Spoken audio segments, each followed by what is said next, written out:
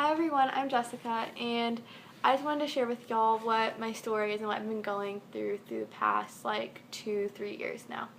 So I've been struggling with a lot of health problems for the past 2 or 3 years, and I've gone through dozens of doctors and no one's really known what's wrong with me. And this is kind of the story of how I got to a good place emotionally and spiritually and found a doctor that that has understood me and that is helping me tremendously. So back in January, my health got really bad, and it emotionally and spiritually affected me and I was just so angry and lost, where I just became depressed, and I was mad at God. I was wondering why a God that loved me so much would allow me to go through so much. I just kept on asking and screaming at God, why am I going through this? Why is this happening to me? Why? It was, looking back through my journal entries are really heartbreaking, but it's cool to see how far I've come since just a few months ago. But and just emotionally, I just had all these emotions being thrown at my face. I had no clue what I was supposed to do with them. I was like, I don't want to feel all these bitter emotions, so I just ignored them.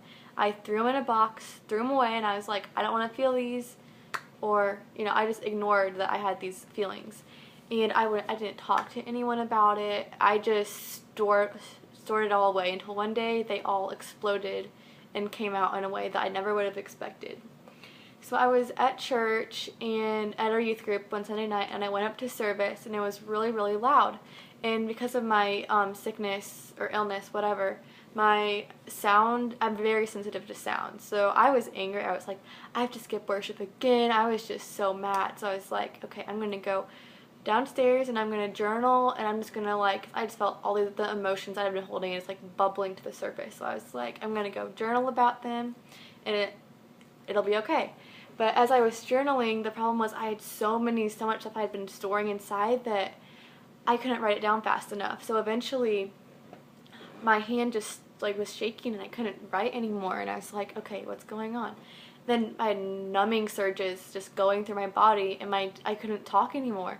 So I grabbed my phone, I called my youth pastor, and I call him, and at this point I can't talk, so I'm like, huh, blah, blah, and he's like, where are you? What's going on? So I finally communicated somehow where I was, and he brought all these people, all these moms, and they all helped calm me down and everything. But through that, it was a very nightmarish experience for me.